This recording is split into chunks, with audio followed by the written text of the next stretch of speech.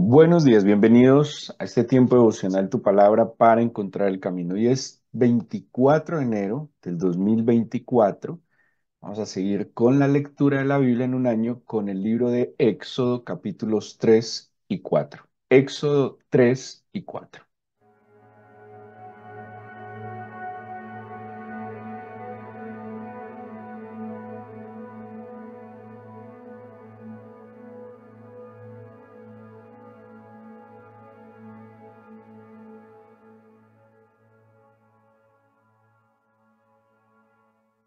Bueno, ayer veíamos cómo el pueblo de Israel, a pesar de estar pasando un momento difícil, eh, eh, resalta el libro del Éxodo que ante esta dificultad y esta experiencia de opresión, de limitación, el pueblo, pues bajo la bendición del Señor, contrario a lo que se pensaría, el pueblo crece, ¿sí? Todo lo que se estaba haciendo para disminuirlo, para debilitarlo, por el contrario, según la escritura, nos muestra que el pueblo se iba fortaleciendo, al punto que generaba temor en medio de los egipcios. Vimos ayer también cómo en medio de la aflicción dice que el pueblo gemía a causa del sufrimiento, pero que empezaron a clamar. Y en medio de ese clamor, leíamos ayer en el capítulo 2. Dice que ese clamor subió a Dios, que el Señor lo oyó, se acordó, miró y los reconoció. ¿Sí? Los reconoció como los descendientes de Abraham, al cual él había decidido bendecir en Isaac, porque Abraham tuvo otros hijos, pero en Isaac, hijo de su esposa Sara, el Señor decidió pactar con esa descendencia y, y en esa misma descendencia, dice, en la simiente haría también un pacto de bendición con todas las familias de la tierra que se adhirieran a través de la simiente que nosotros sabemos hoy que es Jesucristo. En el capítulo 3, bueno, Moisés tiene que salir, huye, huye de Egipto. Moisés, a propósito, él sabía que era hebreo. Moisés fue criado por su mamá en casa, por su hermana. Lo adoptó la hija de Faraón, pero quien lo crió fue su mamá. Así que Moisés tenía como una doble crianza. ¿Sí? Fue criado en Egipto, fue criado bajo eh, pues el cuidado de la hija de Faraón, pero también de pequeño fue criado con su mamá. O sea, Moisés reconocía claramente a su pueblo. Moisés reconocía claramente que él era hebreo y que había sido criado por Faraón, pues, por la hija de Faraón. Cuando Moisés ve el sufrimiento de su pueblo, y así lo dice la Biblia de sus hermanos, en un acto bueno, puede ser soberbia, puede ser tal vez un poco impulsivo, mata a un egipcio, lo esconde y pues el asunto es descubierto y por eso él huye. ¿A dónde huye? Huye a Madián. Madián era una zona en la península arábiga hoy. Madián, a propósito, es un hijo de Abraham, ¿sí? O sea que él va a huir a un lugar donde tenían conocimiento del Señor, del Dios de Abraham. Abraham tuvo 6 hijos más fuera de Isaac e Ismael. Abraham se casó, o tuvo cuando en viuda de Sara, él toma otra mujer, Setura, y con ella tiene 6 hijos, de los cuales uno es Madián. Moisés llega a Madián, o sea, a la región, al pueblo descendiente también de Abraham. Seguramente un pueblo con una bendición solo por ser hijo por el hecho de ser hijo de Abraham.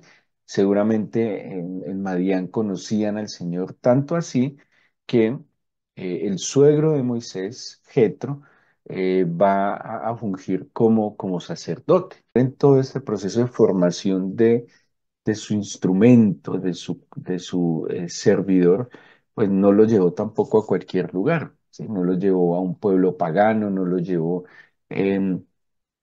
a un pueblo incrédulo, lo llevó a un pueblo a un hombre que servía al Señor, que conocía al Señor y que de alguna manera le iba a ayudar también a encontrar el camino. Esos planes soberanos, maravillosos, a veces incomprensibles del Señor, pero que como lo asegura San Pablo, todo lo ayuda a bien, ¿sí? Todo lo ayuda a bien, todo redunda para que se cumplan los propósitos del Señor, para que se cumplan esos planes perfectos del Señor. Moisés entonces huye y estando en Madián, en la zona de Madián, se encuentra, dice que está apacentando, bueno, no, lo que describe aquí son zonas muy amplias, está apacentando las ovejas, tiene una visión, la famosa visión aquella de la zarza que está ardiendo, que no se consume, por supuesto va a llamar muchísimo la atención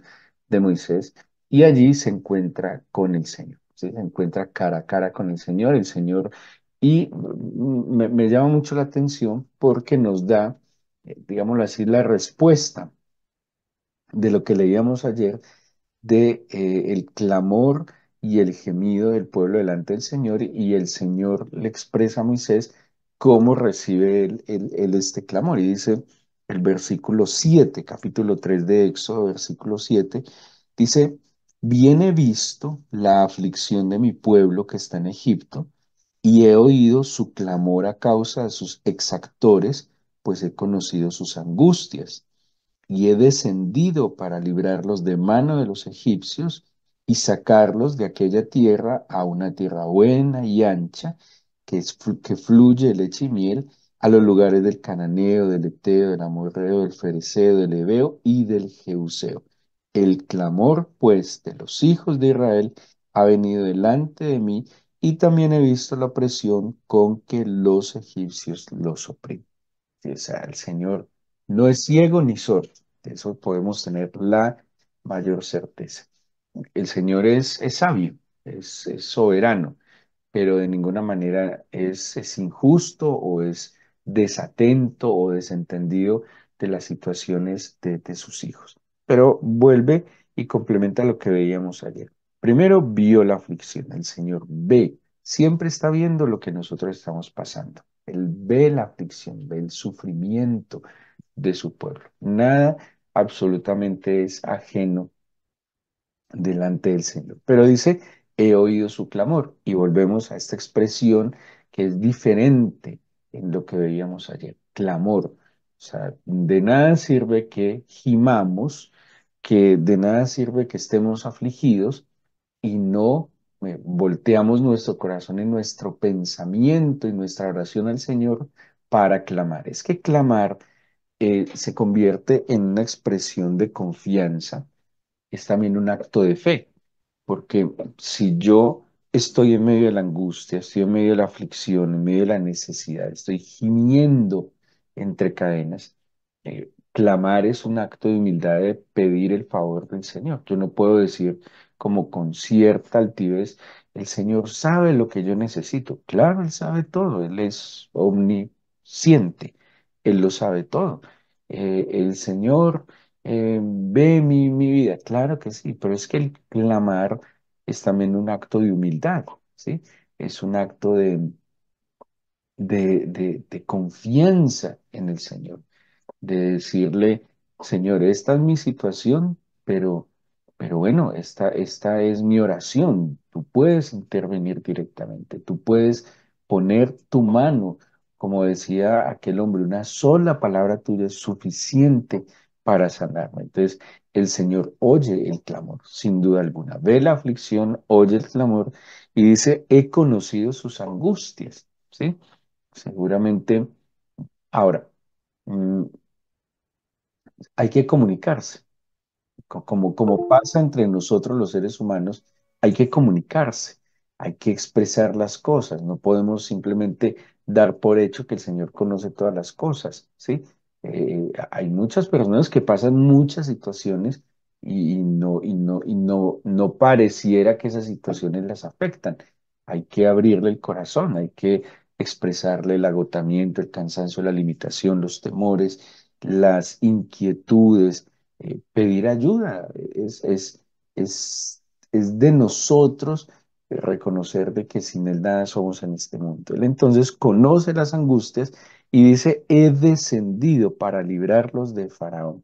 Espectacular, o sea que Moisés se convierte como, voy a decirlo de alguna manera, en una especie de brazo de Dios, que va a ser un instrumento de la mano del Señor, manifestará el poder del Señor.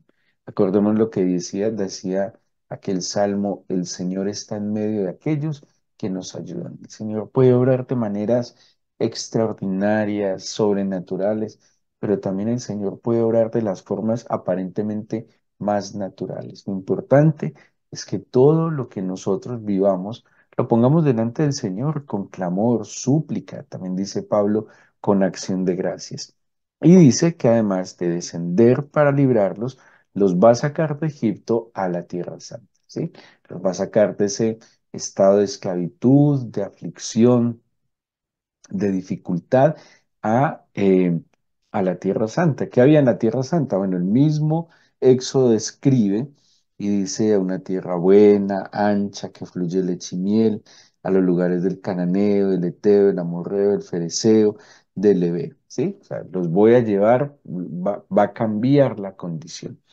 Pero de fondo, cuando miramos todo esto, ya cuando el Señor se aparece a Moisés, se presenta con su nombre personal, el nombre personal de Dios quiere decir algo así como seré el que seré, ¿sí? O en la Biblia lo traducen yo soy el que soy, dando como entender una expresión de ser, de un ser eterno, eso es lo que está expresando su nombre, pero de manera personal, ¿sí? Ya no es el Dios genérico, como se conoce como Elohim, sino que es el Dios personal que tiene nombre sobre todo nombre. Y dice que vaya a sus hermanos, que van a ir camino de 3 días, y me parece muy importante el camino, el versículo 18 del capítulo 3 porque me parece que va a ser un tema central en el libro del Éxodo, y es la adoración, es el culto al Señor, es la libertad para que le adoremos. El Señor es el centro de todo. Nosotros no podemos perder de vista que el Señor es el centro de todo. Él es el creador, Él es el diseñador del mundo entero, y de Él y para Él debe ser toda, absolutamente toda la gloria. Él es el centro, Él es Dios, y el Señor como Dios es digno de toda alabanza y adoración.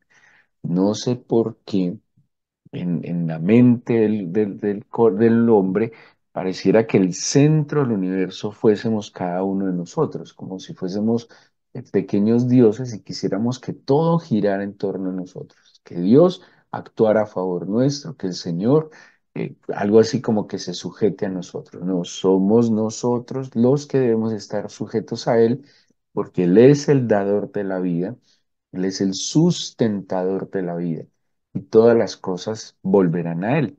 Así que este libro es de alguna manera una instrucción que el Señor le está dando al pueblo de Israel para que entienda que Él va a estar en medio de ellos y será su Dios. Y si es Dios, es digno. ¿Se acuerdan del libro de Malaquías, por ejemplo? En un momento de una decadencia espiritual en el Judá, porque pues ya no es todo Israel, sino Judá posexílico, donde, donde el Señor le reclama a su pueblo a través del profeta Malaquías, bueno, si yo soy Dios, si yo soy Padre, ¿dónde está mi temor? ¿Dónde está el honor que me deben dar como Dios y Padre? Que ellos menospreciaron la obra del Señor, porque mire, para todo había, pero para la obra del Señor nunca había, ¿sí? No había tiempo, no había talento, no había recursos. O sea, eran medidos, eran calculadores siempre con la obra del Señor, pero dice, eso sí, cada uno corre por lo suyo, y ahí sí no hay límites ni de tiempo, ni de talento, ni de recursos. O sea, si yo soy Dios, ¿dónde está mi honor? Si yo soy padre, ¿dónde está mi honra? Eso de alguna manera el Señor está tratando de enseñarle al pueblo que está esclavo. Un pueblo esclavo no adora. Un pueblo, y esa es la idea también del sistema del faraón, como alegoría al enemigo. Un pueblo esclavo, el que está esclavo no adora. El que está esclavo no puede alabar, ¿sí? No puede dar culto al Señor porque está limitado, porque está oprimido, porque simplemente no encuentra motivos en su corazón para expresarle al Padre Eterno toda la gloria. Dice entonces el versículo 18: oirán tu voz, irás tú y los ancianos de Israel a Faraón y le diréis: el Señor, el Dios de los hebreos, nos ha encontrado. Por tanto, nosotros iremos ahora camino de 3 días por el desierto para que ofrezcamos sacrificios al Señor nuestro Dios. ¿Sí? Ese era el planteamiento. Déjenos ir 3 días que Él se nos apareció y debemos ir a darle culto. Tenaz, ¿no? Sea, ellos lo que el Señor le plantea no es otra cosa, no, van a salir hacia la adoración. De alguna manera, el camino del adorador, de la adoración, se va a convertir en el camino de la libertad. Ellos están esclavos, pero el plantear, el que vayan a la adoración, se va a convertir en el medio para que ellos sean libres. ¿Sí? Eh, hay motivos para adorar, hay motivos para adorar. La fe en verdad es un motivo, el poder esperar en el Señor, aunque la higuera no florezca, aunque en las vides no haya frutos, aunque falte el producto del olivo, dice el profeta Habacuc, pero con todo, yo me alegraré en el Señor, me gozaré en el Dios de mi salvación. Eso es adoración. La adoración va más allá de la lógica, de los motivos materiales para alegrarse. La adoración está centrada absolutamente en el Señor. Eh, Dice entonces el capítulo, versículo 21-22, dice que le daré gracia, no saldrán con las manos vacías, eso pasa. De hecho, si era un pueblo esclavo, ¿de dónde sacaron oro, eh, telas y materiales para hacer el tabernáculo? De lo que el mismo Egipto, los mismos egipcios le dieron? Eso se llama el despojo de los egipcios. O sea, el Señor incluso despojó a los egipcios para proveer y bendecir a su pueblo. Bueno, ahí está que el adorador, en medio de sus necesidades, también puede ser provisto del despojo de los egipcios. Sí, así de sencillo. Eso también lo planteó el Señor. Mira que dice el 21, el versículo 20 y 21. Yo extenderé mi mano, heriré a Egipto con todas mis maravillas que haré en él, y entonces os dejará ir. Y yo daré a este pueblo gracia en los ojos de los egipcios para que cuando salgáis no vayáis con las manos vacías, sino que pedirá cada mujer a su vecina y a su huéspeda alhajas de plata, de oro, vestidos los cuales pondréis sobre vuestros hijos y vuestras hijas y despojaréis a Egipto. ¿Sí? El despojo de los egipcios. El Señor también se lo dio a su pueblo. ¿Pero por qué? Porque este pueblo iba a ir a adorar. En el capítulo 4 pasa una escena un poco extraña, donde aparentemente Dios quiere matar a Moisés. Sí, eso está narrado en la Biblia. Eh, es, es un tema como de tenemos que ajustar algunas cuentas pendientes. Si vas a representarme, Moisés iba a representar al Señor, pues el orden empieza por casa. Dice Hebreos 5 que todo sumo sacerdote es tomado de entre los hombres, pero es constituido a favor de los hombres. O sea, todo sumo sacerdote, todo servidor, no es un ángel, no es un ser celestial, es un ser humano como los demás seres humanos. Pero dice el capítulo 5 de Hebreos, pues que este sumo sacerdote que fue tomado entre los hombres, pero es constituido a favor de los hombres, debe presentarse delante del Señor primero por él mismo, por sus propias debilidades, limitaciones, dificultades, y al saberse humano debe tener la comprensión para entender la necesidad de su prójimo, al cual va a orientar, al cual va a ministrar, al cual va a servir. Y, pero el sacerdote, para poder ministrar, tiene que empezar por poner en orden su propia casa. Moisés tenía un pendiente. Moisés tenía un pendiente y parece ser que no había hecho circuncidar a su hijo, ¿sí? Y si estamos hablando de primogénitos, que es lo que la discusión o la última plaga que vendrá a Egipto, si estamos hablando de representar al Señor, si estamos hablando de ser la voz de Dios en medio del pueblo y también para los egipcios, pues él no podía tener a ninguna situación pendiente respecto a las leyes que el Señor, o más bien, en este momento no existían las leyes, pero sí al pacto, la señal del pacto que el Señor había hecho con Abraham, ¿sí? Mm, Y hay algo muy importante que he recapitulado en este tiempo. Mire, el Señor, la señal del pacto en el Antiguo Testamento era la circuncisión. Y hay una señal de pacto que el Señor, creo yo, puedo estar equivocado, espero que no, pero sí hay una señal del pacto, el nuevo pacto en Jesucristo, que creo que todos los cristianos debemos tenerla como una marca importante y visible, por eso debe ser pública, y es el bautismo. Yo creo que todo cristiano que se identifica y que se adhiere a ese nuevo pacto debe manifestar su fe a través del bautismo. Primero a través del bautismo público en agua, pero también procurar el bautizo en el Espíritu Santo. Y ese bautizo en el Espíritu Santo implica una vida de absoluta búsqueda de la santidad, de la rectitud y del vivir como apartado y exclusivo. Odres nuevos para que puedan recibir vino nuevo. Y el Espíritu del Señor es un vino nuevo. Y así como Moisés, para servir al Señor, debía estar al día con el pacto, pues yo creo que nosotros también, para ser más útiles en las manos del Señor, necesitamos tener pues las cosas al orden, las cosas al día, no tener esos pendientes delante del Señor. Parece un poco fuerte el capítulo 4, pero pues la esposa, por eso yo les hablaba ahora que la esposa de Abraham, hija de Jetro, sacerdote de Madián, tenía que conocer, porque fue ella la que terminó circuncidando al hijo y por ende, pues nada pasó y sigue en su camino hacia Egipto. El versículo 31 del capítulo 4 termina ya Moisés en el encuentro con los ancianos, con Aarón y empieza de alguna manera este plan que era vamos a volver a adorar, vamos a restablecer el culto al Señor. Y dice el versículo 31, y el pueblo creyó y oyendo que el Señor había visitado a los hijos de Israel y que había visto su aflicción, se inclinaron y adoraron. Imagínense, solo por tener la certeza que el Señor había oído, ¿sí? Y que había visto la aflicción, con eso tuvieron motivo para adorar.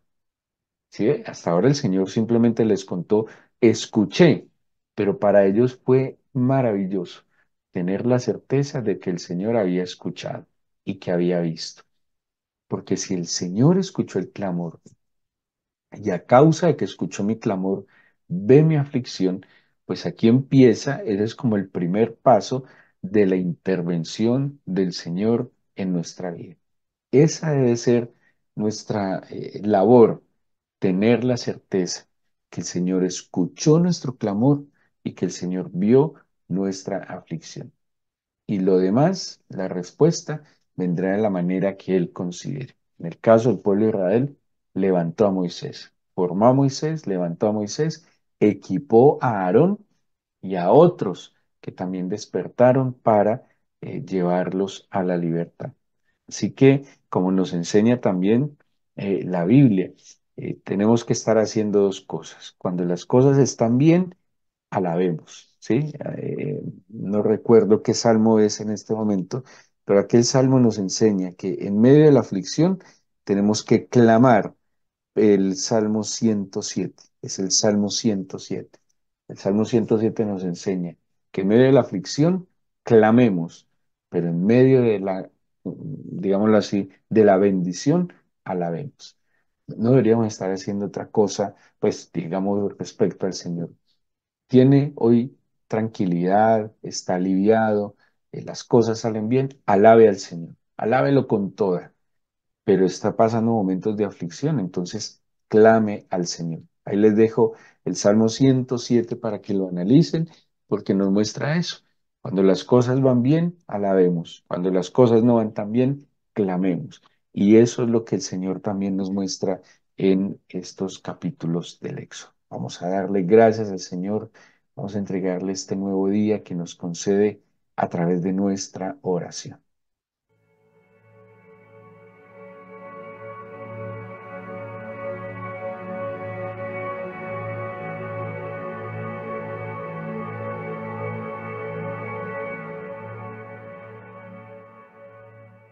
Que mi alma te bendiga, Señor, que todo mi ser te alabe y te exalte, que yo pueda hacer memoria siempre del Dios que tengo, de mi Señor, de mi Salvador, de mi Padre eterno, pero también de mi grande Manuel, del Dios con nosotros, nuestro Señor Jesucristo y Salvador. Que yo pueda tenerte presente a ti, Espíritu Santo, consolador, compañero y ayudador, y que cada paso que dé yo tenga la certeza, Señor, que estoy procurando caminar de tu mano, empoderado por ti, capacitado, pero sobre todo, Señor, con la certeza de que lo que hago es agradable delante de tus ojos. Mira hoy, Padre Santo, por favor, la aflicción de tus hijos, la aflicción de tus hijos que les dificulta el poderte adorar, Señor. Yo te suplico que escuches el clamor que cada uno hace delante de ti. Señor, muchos que están haciendo este ayuno 21 días tienen situaciones, asuntos donde necesitan dirección, donde necesitan intervención tuya. Escucha, Señor, nuestro clamor. No nos dejes sin tu ayuda. Despoja si es necesario de los egipcios para proveernos de todo bien y permítenos a nosotros despojarnos de todo lo que no te glorifique que hayamos guardado de Egipto, Señor. Permítenos, Señor, caminar en pos de ti, amado mío, y experimentar tu grandeza y la perfección de tu corazón en nosotros. Yo te suplico, Señor, que venga esa paz que sobrepasa el entendimiento, que el poder de tu Espíritu nos cubra y que podamos tener mente clara para entender, discernir. Danos palabras sabias, Señor. Cuídanos de las palabras necias que destruyen y ayúdanos a fundamentarnos en tu santa palabra que edifica. Abre los cielos sobre nosotros. Trae la lluvia tardía y temprana, la lluvia oportuna. Ten misericordia, Señor, de nuestras familias. Ten misericordia de tu pueblo. Y permite, Señor, que el mundo abra su corazón a ti. Bendícenos, Señor.